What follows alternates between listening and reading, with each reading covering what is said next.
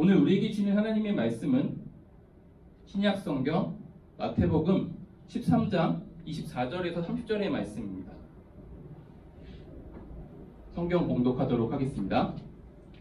예수께서 그들 앞에 또 비유를 들어 이르시되 천국은 좋은 씨를 제 밭에 뿌린 사람과 같으니 사람들이 잘 때에 그 원수가 와서 곡식 가운데 가라지를 덧뿌리고 갔더니 싹이 나고 결실할 때에 가라지도 보이거늘 집 주인의 종들이 와서 말하되 주여 밭에 좋은 씨를 뿌리지 아니하였나이까 그런데 가라지가 어디서 생겼나이까 주인이 이르되 원수가 이렇게 하였구나 종들이 말하되 그러면 우리가 가서 이것을 뽑기를 원하시나이까 주인이 이르되 가만두라 가라지를 뽑다가 곡식까지 뽑을까 염려하노라 둘 다 추수 때까지 함께 자라게 두라 추수 때에 내가 추수꾼들에게 말하기를 가라지는 먼저 거두어 불사르게 단으로 묶고 곡식은 모아 내 곡간에 넣으리라 하리라. 아멘. 이것은 하나님의 말씀입니다. 오늘 말씀을 통해서 하나님은 왜 침묵하시는가 라는 제목으로 함께 말씀을 나누도록 하겠습니다. 이번 주 어제죠? 여러분들에게 제목을 먼저 보내드렸는데 혹시 생각해 보신 것들이 있나요? 없겠죠? 네, 좋습니다. 앞으로 설교가 뭔지 어떤 내용을 우리가 예배를 할지를 좀 보내보려고 미리 좀 연습을 좀 하는 중입니다. 여러분들이 좀 피드백을 주시면 조금 더 재밌는 아니면 조금 더 여러분에게 도움이 되는 자료들이 가지 않을까 싶어요. 그리스도인과 비그리스도인, 하나님이 믿는 사람과 믿지 않는 사람 사이에 삶에는 많은 차이점들이 있죠. 그 차이점 중에 좀 도드라지는 차이점이 어려움이 생겼을 때 하나님께 기도하는 것이라고 저는 생각을 해요. 그렇죠? 그리스도인들은 어려움이 생기면 하나님께 기도합니다. 하나님께 기도하면 지금 내가 갖고 있는 이 어려운 일이 해결되거나 내가 바라던 어떤 일들이 빨리 이루어지면 좋겠어요. 그렇죠? 여러분들에게도 그런 일들이 늘 있었으면 좋겠어요. 누구한테 말해도 나 이런 기도 응답을 받았어. 이렇게 자랑할 수 있는 사람들이 됐으면 좋겠습니다. 그런데 정말 이렇게만 된다면 아니 여러분의 일생에 지금까지 살아온 삶에 돌아봤을 때 내가 어려웠을 때 하나님을 불렀더니 도와주셨어. 나의 그 어려움에서 건지셨어. 내가 바라던 것들이 이루어졌어. 이런 경험들이 있다면 여러분들은 아마도 누가 시키지 않아도 어려움이 생길 때 기도할 겁니다. 그렇죠? 아니 어려움이 생기지 않아도 일상의 모든 일을 가지고 기도할 거예요. 왜냐하면 하나님께서 들어주신다는 것을 아니까. 그런데 현실은 그렇지만은 않은 것 같아요. 그렇죠? 내가 어려운 일이 생겼을 때 기도했는데 어려운 일이 해결되기보다는 오히려 그 어려운 일을 가지고 기도하는 가운데 기도하는 내가 달라지는 경우들이 좀 더 많이 있습니다. 이런 일들을 겪어보셨나요? 나의 생각이 달라지거나 아니면 나의 감정이 달라지거나 그 어렵다고 느껴졌던 그 상황을 바라보는 나의 시선이 달라지는 그런 경험들입니다. 저는 이런 순간이 성령 하나님을 만났다, 하나님의 임재를 경험했다, 하나님의 음성을 들었다 이렇게 표현하고 있습니다. 여러분들도 혹시 기도하는 가운데 나는 전혀 그런 생각이 있지 않았는데 내 생각이 달라졌다. 왜 이렇게 결정을 바꿨지?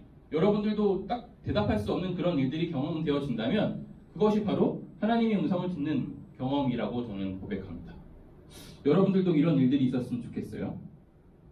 은유적인 표현이지만 저는 이런 순간들을 통해서 제가 좀 깊어지거나 아니면 좀 높아지거나 넓어지는 그런 경험들을 합니다.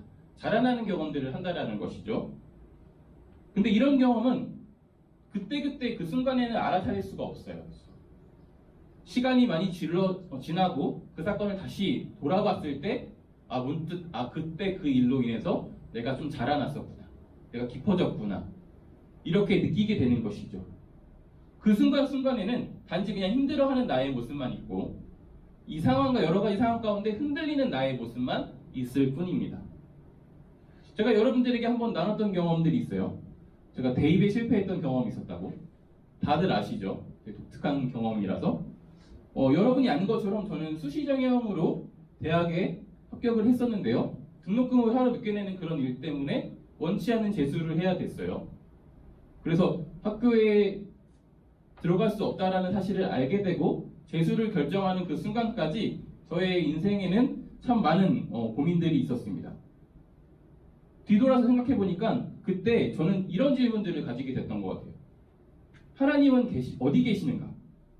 하나님이 계시기는 한 건가? 하나님이 계신다면 수험 그 기간 동안에 나와 내 부모의 기도를 열심히 들으셨을 텐데 그 하나님은 왜 침묵하고 계시는가? 그러면서 저는 더 적극적으로 나가서 매일매일 시간을 정해놓고 하나님을 원망하는 시간들을 가졌어요. 이 정도면 이런 경험이 없으면 하나님이 욕했다라고 함부로 얘기할 수 없는 것 같아요. 저는 굉장히 오랜 시간 동안 시간을 정해서 그 시간을 항상 욕하는 시간 이렇게 정해서 골방에 들어가서 무릎을 꿇고 하나님께 욕을 했던 그런 사람입니다. 저의 개인적인 경험이지만 사실은 어려움을 겪게 되는 비극적인 사건을 경험한 그런 모든 그리스도인들이 가지는 질문이라고 생각합니다. 하나님은 왜 이 시간 침묵하고 계시는가? 오늘 말씀에는요, 그런 질문들이 담겨있는 말씀이에요. 우리가 읽은 말씀은 지난주에 이어서 하나님 나라에 대한 가르침을 담고 있는 그런 예수님의 비유입니다. 우리에게는 이 비유가 곡식과 가라지 비유라는 이름으로 굉장히 많이 알려져 있어요. 여기서 말하는 곡식은 밀을 가리키고 있어요. 그리고 이 가라지라는 말 많이 들었는데 혹시 가라지 아시나요? 가라지 모르시죠? 화면이 혹시 한번 넘겨주시면 제가 가라지 사진을 한번 준비해 봤거든요. 아, 꺼졌나요? 네네, 그러면은 뭐 괜찮습니다. 가라지가 밀이나 보리하고 굉장히 비슷하게 생겼어요. 봤을 때는 잘 알아차리지 못할 정도로 비슷하게 생겼습니다.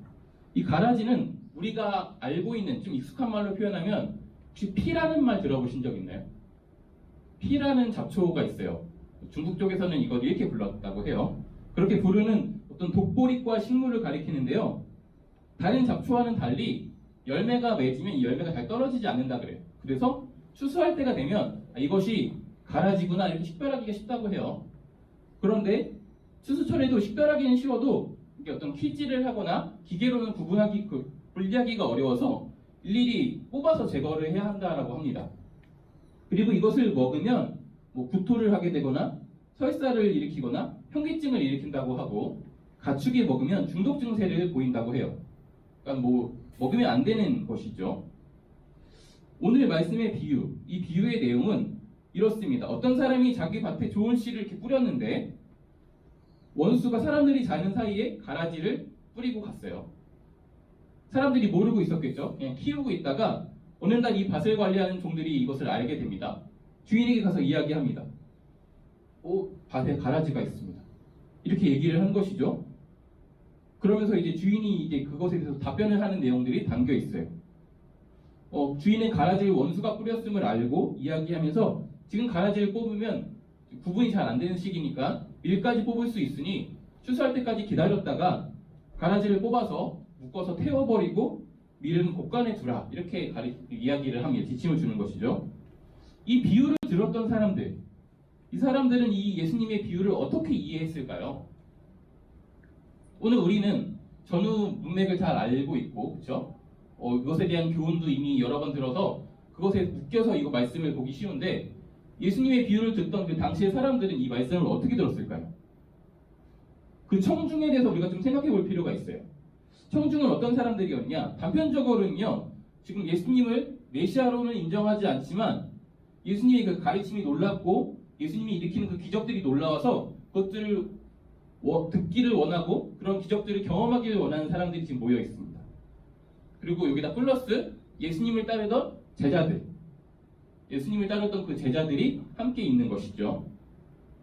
그리고 이 사람들은 유대인들이었죠. 유대인들은 하나님이 우리 민족을 특별히 선택하셨다라는 이런 자부심을 가지고 있었어요. 이걸 우리가 선민의식이라고 부르는데요. 이런 선민의식, 선민사상을 가지고 있었어요. 그리고 이 사람들의 지금 상황이 어떤가요? 하나님의 나라, 그 이스라엘을 감히 지금 원수, 로마가 통치하고 있어요. 식민 통치와 같은 일들을 경험하고 있단 말이죠. 이런 상황에서, 이런 어려운 상황에서 이 사람들은 민족성을 지키기 위해서 하나님을 예배하고 성전을 중심으로 절기를 지키면서 살아왔던 사람들입니다. 그렇죠? 이 사람들이 지금 메시아의 가르침, 예수님의 가르침을 들었을 때 어떤 것들을 기대했을까? 어떤 것들을 느꼈을까? 그들은 아마 이런 것들을 느낄 것 같아요. 메시아가 와서, 그래, 약속했던 그날이 와서, 여호와의 날이 와서 하나님을 모르던 이방 나라, 이 로마가 심판받고 하나님의 나라인 이스라엘이 회복될 거야. 그날이 빨리 왔으면 좋겠다. 그런데 이런 기다림이 길어지면 기다릴수록 뭔가 기다림에 대한 어떤 생각들이 사라지고 현실에 안주하고 타협하게 되는 사람들이 마음이 많았을 것 같아요. 그리고 로마가 망할 기미가 전혀 안 보이고 점점 번성하는 모습을 보면서 이 사람들은 많은 생각들을 했을 것 같습니다. 그러면서 아마도 저와 비슷한 질문들을 갖게 되었을 거예요. 하나님은 왜 침묵하시는가? 왜 하나님의 백성들을 내버려 두시는가? 저 로마의 불의를 가만히 왜 보고 계시는가? 하나님의 백성들의 고통에 왜 침묵하시는가? 오늘을 살아가는 우리 그리스도인들과 같은 질문을 하고 있는 것이죠. 그렇다면 이 사람들에게 이 예수님의 비유 속 이 이야기들을 어떻게 와닿았을까? 예수님의 비유 속의 좋은 씨앗은 그 밀은 아마 자신들이라고 생각했을 것 같아요. 말씀을 듣는 하나님의 백성들, 그렇죠? 그리고 원수와 가라지는 그 이방신과 로마로 이렇게 보였을 것 같습니다. 아직 추수할 때가 되지 않았다라는 이 가르침을 통해서 메시아의 오심, 여호와의 날, 하나님의 나라가 곧 올 거니 우리가 기다리자라는 그 가르침과 우리들을 위한 그런 위로의 말로 드렸을 것 같아요. 힘들지만 조금 더 견뎌라. 그날이 오면 우리들의 원수는 불태워질 것이고 우리는 곳간에서 주님과 함께 안식을 누릴 수 있을 것이다 라는 그런 위로로 들렸을 것 같습니다. 왜냐하면요, 이 사람들에게 하나님의 나라, 메시아가 오셨다는 사건, 여호와의 날, 이런 말들은 이 추수의 때는 원수는 심판받는 날인 거죠.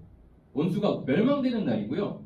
동시에 자신들, 하나님의 자손들, 자녀들, 이스라엘은 회복되고 그 옛날 가장 번성을 누렸던 다윗 왕과 같은 그때의 이스라엘의 모습을 찾게 될 것이다.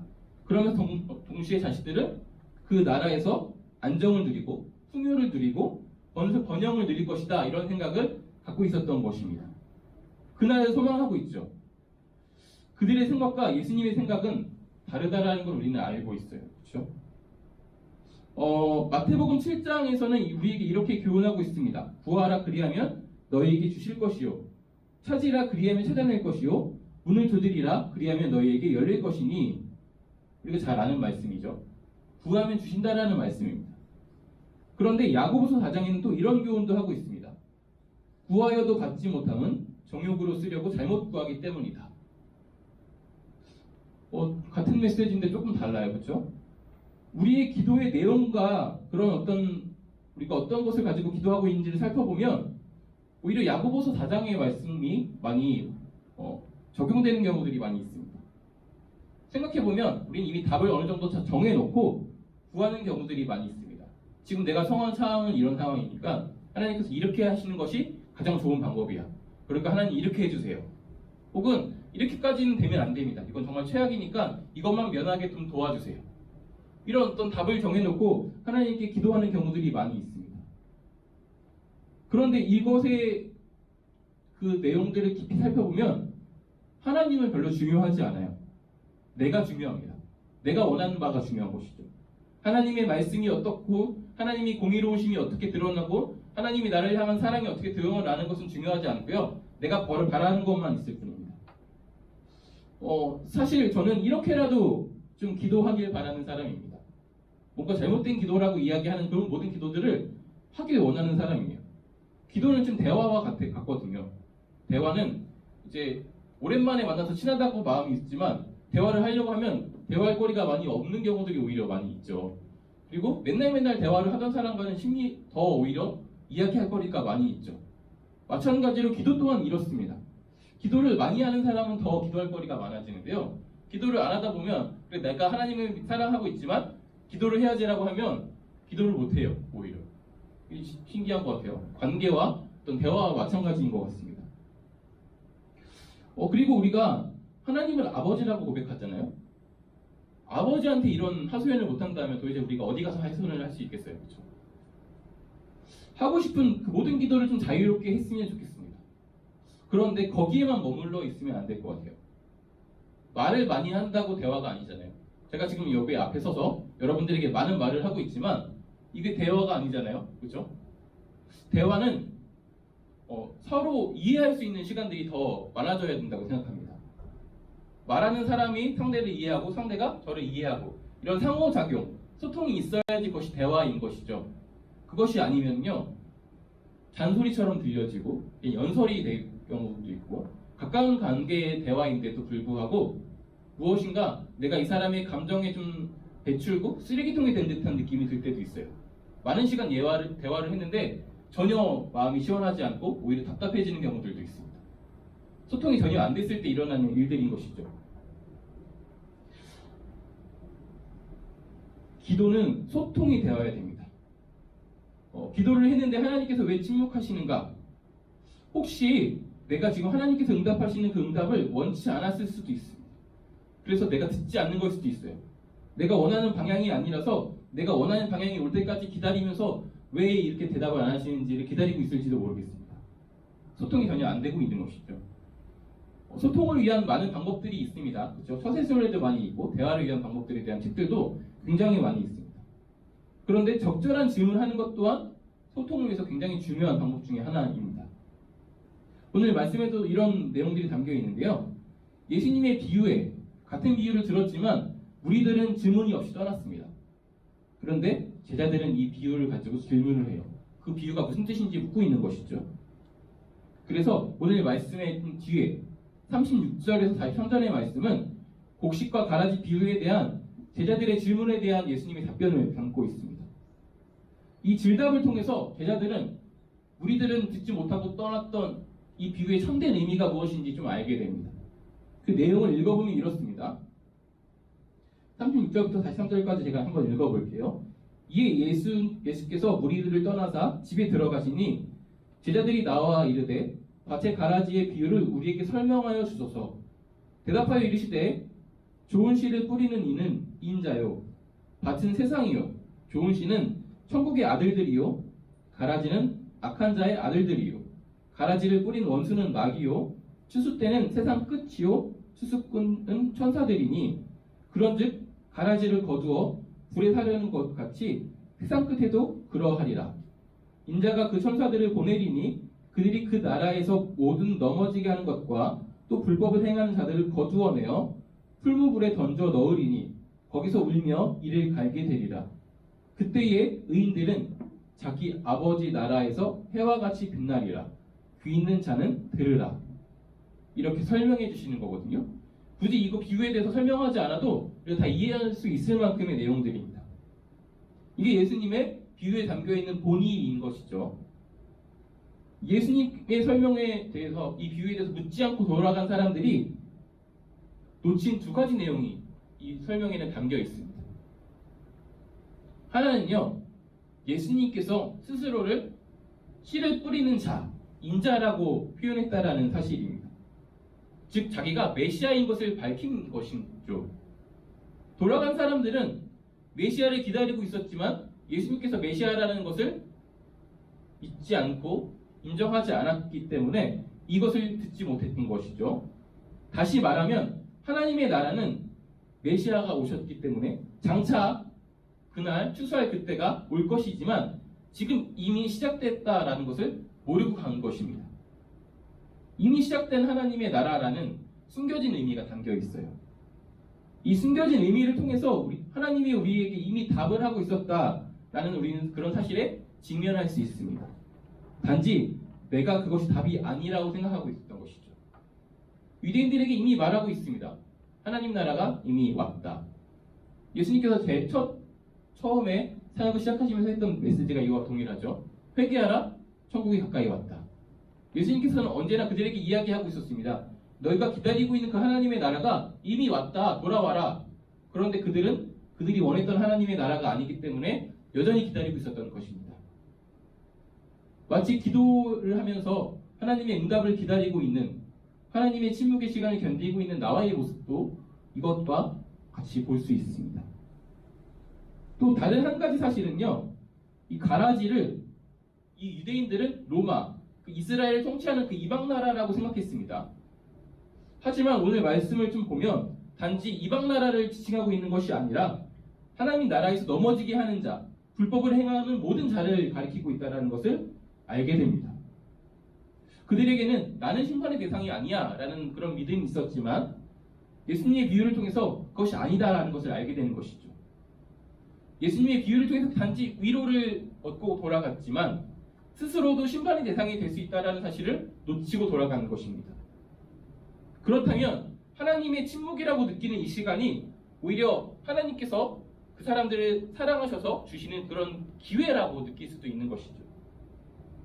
그 함의를 통해서 우리는 우리를 향한 그 하나님의 사랑을 짐작해 볼 수 있습니다. 또한 하나님의 나라에 들어와서 말씀대로 살아가는 그 제자들에게는 이 말씀이 큰 은혜가 됐을 거예요. 아, 우리가 정말 지금 동포들에게도 무시당하고 있는 시점이지만 그날이 오면 하나님과 함께 천국을 누리게 되는구나.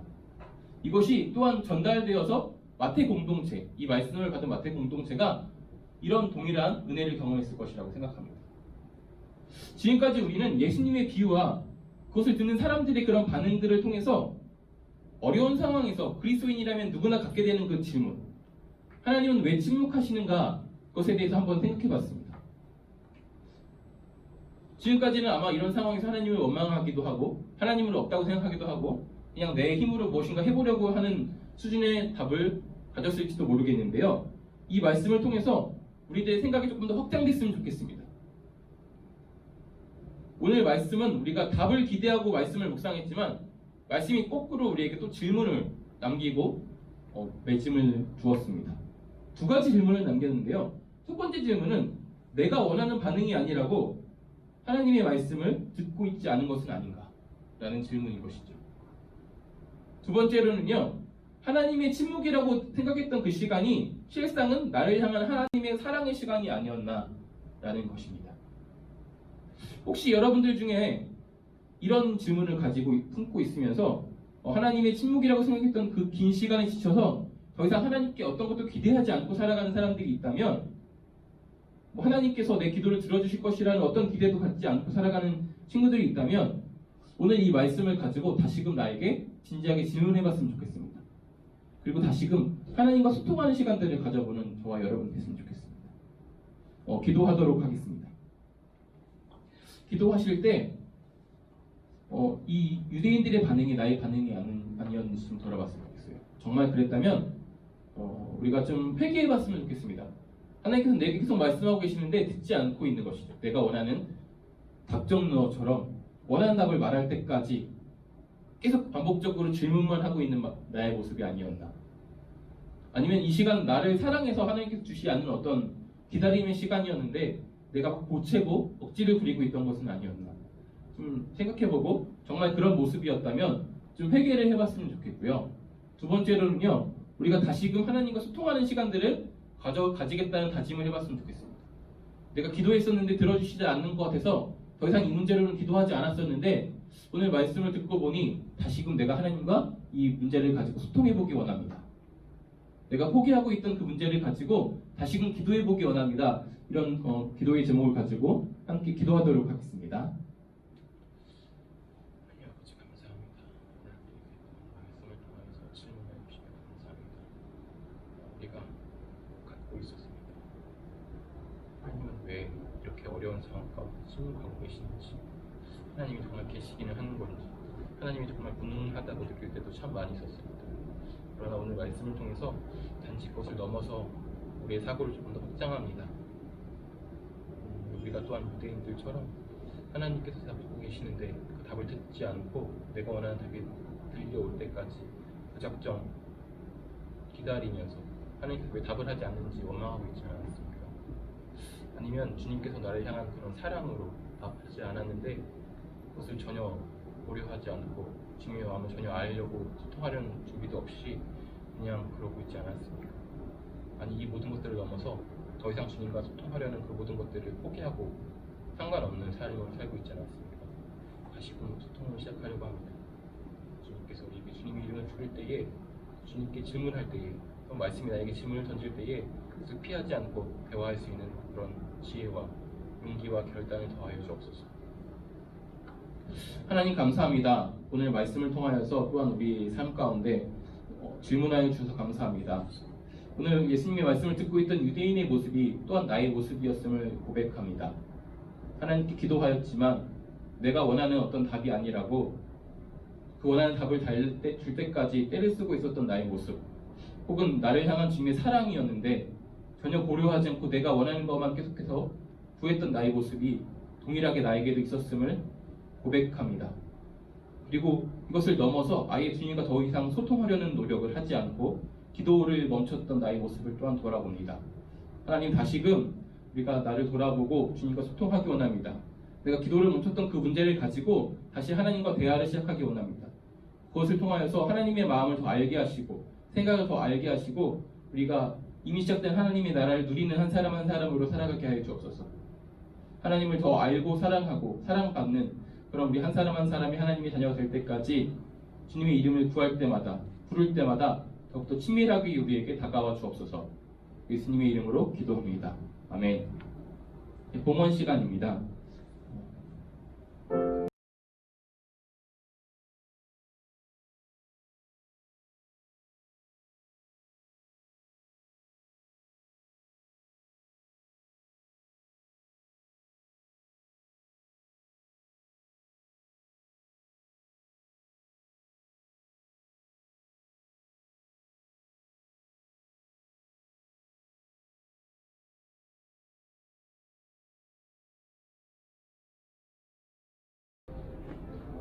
주님 가르쳐 주신 기도로, 제가 봉헌 기도를 하고 주님 가르쳐 주신 기도로 오늘 예배를 마치도록 하겠습니다. 제가 먼저 기도하도록 하겠습니다.